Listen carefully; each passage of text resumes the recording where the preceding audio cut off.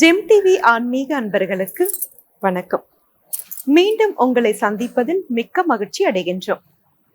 மாதங்களில் உயர்ந்தது மார்கழி மாதம் என்பார்கள். அதனால்தான் மாதங்களில் நான் மார்கழியாக இருக்கின்றேன் என்று ஸ்ரீ கிருஷ்ண பகவானே கூறியிருக்கின்றார். மேலும் ஸ்ரீ கிருஷ்ண பகவான் கீதையில் மார்கழி மாதத்தை பற்றி தேவர்களின் மாதம் என்றும் சொல்லி இருக்கின்றார். தெய்வீகமான மார்கழி மாதத்தில் அதிகாலையில் எழுந்து அழகாக கோலம் போட்டு சாணத்தால் பிள்ளையார் வைத்து கோலத்தை பூக்களால் அலங்கரித்து மார்கழி மாதத்தை நாம் வரவேற்கின்றோம். பீடு என்றால் பெருமை என்று பொருள்.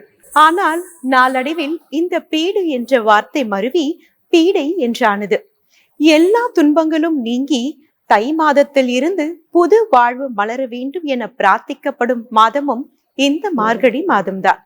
ஆண்டாலும் மார்கழி 30 நாட்களும் பாவை விரதம் இருந்துதானே பெருமாளை மணந்தாள். எனவே இப்படி சிறப்பு வாய்ந்த மாதமாக மார்கழியை பற்றி பரதத்தின் மூலமும் ஆன்மீக சொற்பொழிவு மூலமும் காண இருக்கின்றோம். வாருங்கள், நிகழ்ச்சிக்கு செல்வோம். ஜெம் டிவி நேயர்களுக்கு இனிய காலை வணக்கம் சொல்வது உங்கள் அன்பு சகோதரி ஜெயந்தி ரங்கராஜன். திருவாடிப்பூரத்தில் செகத்துதித்தால் வாழியே, திருப்பாவை 30 செப்பினால் வாழியே, பெரியாழ்வார் பெற்றெடுத்த பெண் பிள்ளை வாழியே, பெரும்பூதூர் மாமுனிக்கு பின்னானால் வாழியே, 143 வாழியே, உயர் அரங்கற்கே கன்னி உகந்தளித்தால் வாழியே, மறுவாரும் திருவல்லி வளநாடு வாழியே, வன்புதுவை நகர்கோதை மலர்பதங்கள் வாழியே.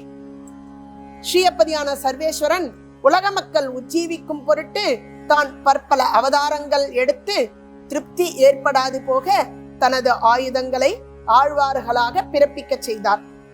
அதிலும் அவருக்கு பூரண திருப்தி ஏற்படாததால் தனது பட்டத்து மகரிஷிகளுள் ஒருவரான பூமி பிராட்டிக்கு தான் வராக அவதாரத்தில் உபதேசித்த முக்கரணங்களால் தன்னை ஆசிரித்து உலக மக்கள் உஜ்ஜீவிக்கும்படி செய்யும் பொருட்டு உபதேசித்து வருமாறு விண்ணப்பிக்க ஆண்டாள் நாச்சியாரும் பெரியாழ்வார் பெண் பிள்ளையாக கலியுகத்திலே ஆடி மாதத்திலே பூர நட்சத்திரத்திலே அவதரிக்கிறாள் ஸ்ரீவில்லிபுத்தூர் எனும் திவ்ய தேசத்தில்.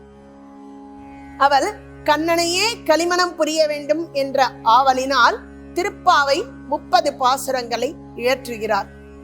அந்த திருப்பாவை 30 பாசுரங்களிலும் தான் பாவை நோன்பு இருந்து அந்த நோன்பு எப்படி இருக்க வேண்டும், எவ்வாறு இருக்க வேண்டும், முறையோடு பற்ற வேண்டும் என்பது அனைத்தையும் அதில் சொல்லி இந்த 30 பாசுரங்களால் கிருஷ்ணனை கட்டி ஆள்கிறாள். கிருஷ்ணனை பாசுரங்களால் கட்டி ஆண்டதால் அவளுக்கு ஆண்டாள் எனும் பெயர் ஏற்பட்டது.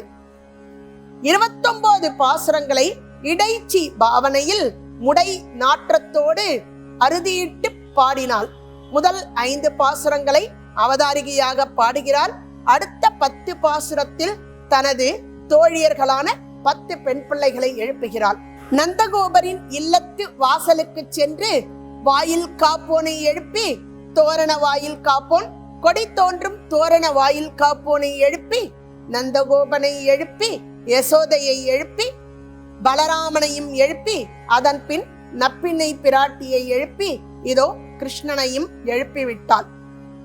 கிருஷ்ணன் தனது கண்களால் சிறிதே தன்னை நோக்க வேண்டும், தனது திருவாய் மலர்ந்தருள வேண்டும், சிறிதே கிண்கிணி வாய் நேர்ப்ப மெல்ல மெல்லமாக பேச வேண்டும் என்று சொன்னவள் எவ்வாறு படுக்கையை விட்டு இறங்கி சிம்மாசனத்தில் அமர வேண்டும், சிம்மாசனத்தில் அமர்ந்து எவ்வாறு தங்கள் வந்த விஷயத்தை கேட்டு ஆராய்ந்து தங்களுக்கு அனுகிரகம் செய்ய வேண்டும் என்பதை சொல்கிறாள். கிருஷ்ணன் சிம்மாசனத்தில் வந்து அமர்ந்தவுடன் அவன் நடந்து வந்த அவனது கால்களுக்கு, அவனது கண்களுக்கு, அவரது கைகளுக்கு, அவர் கையில் இருக்கும் ஆயுதத்திற்கு என அனைத்தையும் வாழ்த்தி பாடுகிறார். 29 பாசுரங்களாக கண்ணனை பாடி தாங்கள் நோன்பு இருப்பதாகவும் அந்த நோன்புக்கு தேவையான பொருட்களை கண்ணனே கொடுத்து உதவ வேண்டும் என்று வேண்டுகிறார். கண்ணன் அனைத்தும் கொடுக்கிறேன் என்று சொல்ல அது மட்டும் போதாது, எங்களோடு நீயும் சேர்ந்து உண்ண வேண்டும், அதுவும் எவ்வாறு, முழங்கை நெய் வழிவார வேண்டும், அவ்வாறு எங்களோடு நீயும் சேர்ந்து உண்ண வேண்டும், நாங்கள் எல்லோரும் உன்னோடு கானகம் வர வேண்டும் என்று பிரார்த்திக்கிறாள். அதையும் எம்பெருமான் அனுகிரகிக்கிறார். அதன் பின்பு தங்களுக்கு மோட்சம் எனும் பறையை கேட்க அதையும் நான் கொடுத்து விட்டேன் என்று சொல்ல ஆண்டாள் நாச்சியார் என்னை நீ திருமணம் செய்ய வேண்டும் எனும் கோரிக்கையை வைக்கிறார். 29 பாசுரமும் ஆய்ச்சியர் குல பெண்ணாக பாடிய ஆண்டாள் இந்த 30வது பாசுரத்தில் மட்டும்தான் பெரியாழ்வார் பெண் பிள்ளையாக பாடுகிறாள். இதோ 30வது பாசுரம், இன்றைய நாள்பாசுரம். வங்க கடல் கடைந்த மாதவனை கேசவனை, வங்க கடல் கடைந்த மாதவனை கேசவனை, திங்கள் திருமுகத்து செய்யார் சென்றிரைஞ்சி அங்க பறி கொண்ட ஆற்றல் அணி முதுவை, பைங்கமல தந்தரியல் பட்டர்பிரான் கோதை சொன்ன சங்கத்தமிழ் மாலை 30 தப்பாமே, இங்கே பரிசுரைப்பார் 2 மால்வரை தோல் செங்கன் திருமுகத்து செல்வ திருமாலால்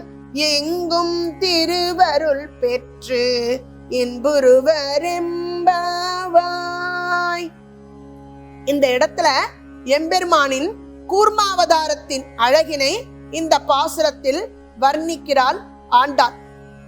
ஒரு முறை துர்வாசர் ஒரு காட்டு வழியே நடந்து சென்று கொண்டிருக்கிறார். அவரது நாசியினை அற்புதமான ஒரு நறுமணம் கவர்ந்து இழுக்கிறது. இந்த நறுமணம் எங்கிருந்து வருகிறது?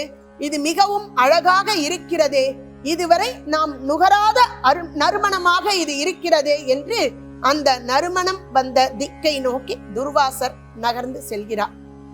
அவ்வாறு சென்று கொண்டிருந்தவருக்கு அந்த நறுமணம் வந்த திசையை எட்டியவுடன் அங்கே ஒரு பெண் தன் கையில் ஒரு மலர் மாலையை வைத்துக் கொண்டிருப்பதை பார்த்து அந்த மலர் மாலையில் இருந்துதான் இந்த வாசனை வருகிறது என்று அந்த பெண்ணிடம் சென்று, பெண்ணே, இந்த மலரிலிருந்து வாசனை வருகிறதே, இது என்ன வாசனை, என்ன மலர் இது, இதற்கு மட்டும் என்ன விசேஷம் என்று நான் தெரிந்து கொள்ளலாமா என்று கேட்க அந்த பெண் சொல்கிறாள், நான் தேவலோகத்து மங்கை, மகாலட்சுமியை பூஜை செய்து மகாலட்சுமியினால் கிடைக்க பெற்ற அந்த மலர்தான் இது.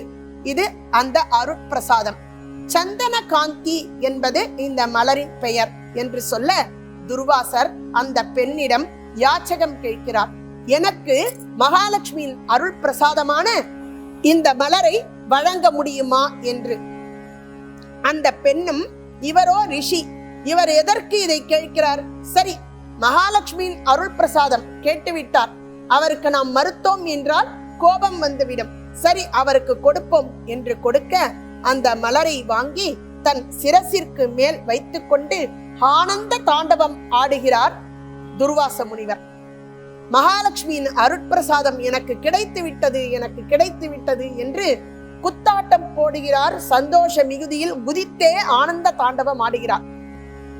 எப்பொழுதுமே நாம் பகவத் பிரசாதம் வாங்கும் பொழுது இடுப்பிற்கு மேலாக கைகளை ஏந்தி அதில் வாங்கி பின் சிரசுக்கு கொண்டு சென்று சிரசின் மீது வைத்துக் கொண்டு பின்பு கண்களில் ஒற்றிக் கொள்ள வேண்டும். இப்படித்தான் பகவத் பிரசாதத்தை வாங்கிக் கொள்ள வேண்டும். ஆக இந்த துர்வாச முனிவரும் அதுபோல் மகாலட்சுமியின் அருட்பிரசாதத்தை வாங்கிக் கொண்டு 3 லோகங்களும் வலம் வருகிறார். அப்பொழுது தேவேந்திரன் தனது ஐராவதம் எனும் யானையின் மீது அமர்ந்து வருவதை பார்க்கிறார். இந்த மகாலட்சுமியின் அருட்கடாட்சமான இந்த பிரசாதம் நம்மிடம் இருப்பதை விட இந்த தேவேந்திரனிடம் இருந்தால் இன்னும் சிறப்பாகும் என்று சொல்லி தேவேந்திரனுக்கு அந்த பிரசாதத்தை வழங்குகிறார். ஒரு பிரசாதத்தை வாங்கும் பொழுது அதை வணங்கிவிட்டு பின்பு வாங்க வேண்டும். ஆனால் இந்த தேவேந்திரனோ யானையின் மீது அமர்ந்து கொண்டு அந்த பிரசாதத்தை வாங்கி யானையின் மஸ்தகத்தின் மீது வைத்து விடுகிறார்.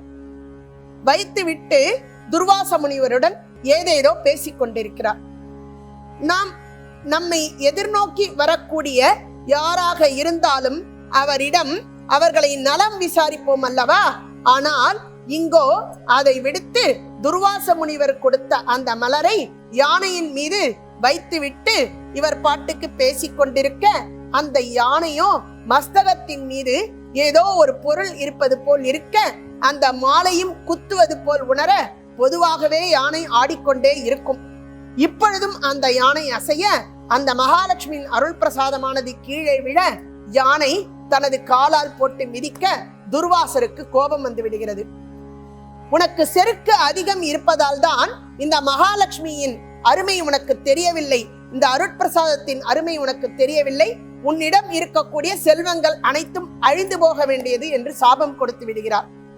தேவேந்திரனிடம் இருக்கக்கூடியதான அனைத்தும் அழிந்து போக எல்லா லோகமும் இருண்டு விடுகிறது, மகாலட்சுமி இல்லாது.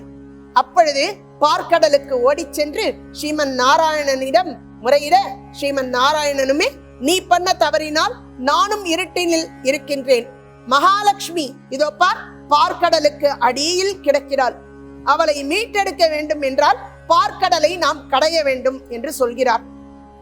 பார்க்கடலை எப்படி கடைவது, இது நடக்கக்கூடிய காரியமா என்று சொல்ல, அதை எவ்வாறு கடைய வேண்டும் என்பதற்கு உபாயமும் அவரே சொல்கிறார்.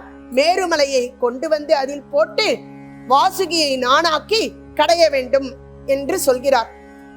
இதை நீங்கள் மட்டுமே கடைய முடியாது, அசுரர்களையும் துணைக்கு அழைத்துக் கொள்ளுங்கள் என்று சொல்ல, அசுரர்களிடத்தில் நீங்கள் தலைப்பக்கம் பிடித்துக் கொள்வோம் என்று சொல்லுங்கள் என்று சொல்ல, இவர்கள் அசுரரிடம் சென்று நாங்கள் தேவர்கள், அதனால் நாங்கள் தலைப்பக்கம் பிடித்துக் கொள்வோம் என்று சொல்ல, அசுரர்கள் அதெல்லாம் கிடையாது, தலைபாகம் எங்களுக்கு கொடுப்பதாக இருந்தால் நாங்கள் வருகிறோம் என்று சொல்ல, அவ்வாறே ஆகட்டும் என இவர்கள் அனைவருமாக சேர்ந்து மேருமலையை தூக்குகின்றனர்.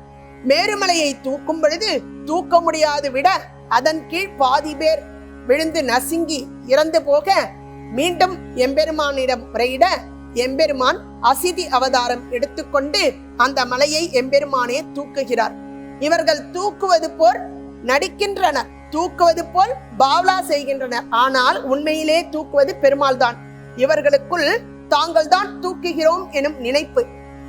கொண்டு வந்து பார்க்கடலில் போடுகின்றனர். கொண்டு வந்து பார்க்கடலில் போட இந்த மலையாகப்பட்டது அதுக்குள் அழுந்துகிறது. இந்த மலையை எம்பெருமான் தூக்கி வரும் நேரம் எம்பெருமானை ஒருவர் தூக்கி கொண்டிருக்கிறார். அது யார் என்றால் கருத்மான். கருடன் எம்பெருமானை தூக்க, எம்பெருமான் அந்த மலையை தூக்கி கொண்டு வர அது ஒரு அவதாரம்.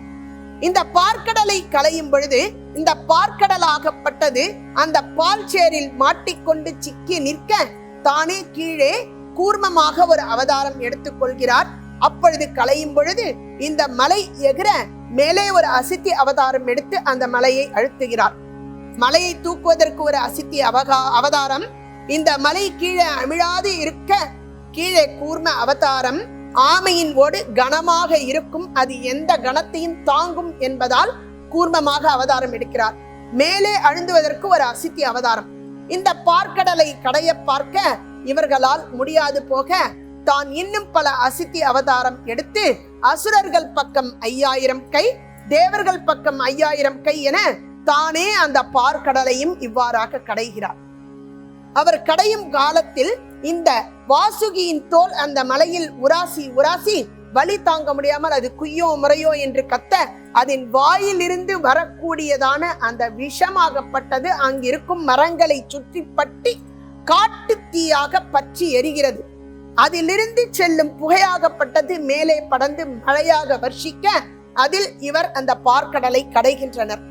உடன் இந்த பாம்பில் இருந்து வரக்கூடியதான அந்த விஷ ஜுவாலையை எம்பெருமானே சிவபெருமானிடம் அதை அருந்தும்படி சொல்ல, சிவபெருமான் அதை அருந்த, எங்கே முழுதும் அருந்திவிட்டால் சிவபெருமான் இல்லாது போய்விடுவேரே என உமையவள் கழுத்தினை பிடிக்க, நீலகண்டனாக அந்த கழுத்து வரை அந்த விஷத்தை தாங்கி எம்பெருமான் கூர்மாவதாரம் எடுப்பதற்கு சிவபெருமானும் பக்கத்துணையாக இருக்கிறார்.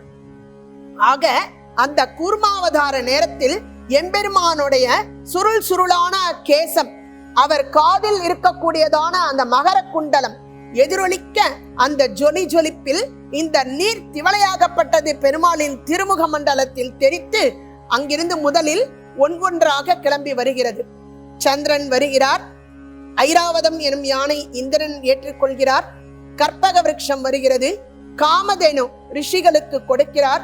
ஏனென்றால் அதில் வரும் பால், தயிர், தேன் எல்லாம் யாகம் செய்வதற்கு ரிஷிகளுக்கு உபயோகமாக இருக்கும் என்று. ஒவ்வொன்றாக வந்த பின் ஒரு பெண் தோன்றுகிறாள். அந்த பெண் தான் மகாலட்சுமி என நினைத்து அசுரர்கள் அவளை ஏற்றுக்கொள்கின்றனர். கடைசியாக தாமரை மலரில் அமர்ந்து கொண்டு ஒரு தாமரையை சுழற்றி கொண்டே மகாலட்சுமி அவதரிக்கிறாள். தான் எடுத்து வந்திருக்கும் மாலையை எம்பெருமான் கழுத்தினில் சேர்த்து அவர் திருமார்பினில் ஏறி அலங்கரித்துக் கொள்கிறாள். ஆக இப்படியாக இந்த பாசுரத்தில் கூர்ம அவதாரத்தை அனுபவித்த ஆண்டாள் தன்னை கிருஷ்ணன் திருமணம் புரிய வேண்டும் எனும் கோரிக்கையை வைக்க, கிருஷ்ணனும் அவளையே திருமணம் செய்து கொள்கிறேன் எனும் வாக்குறுதியையும் அளிக்கிறார்.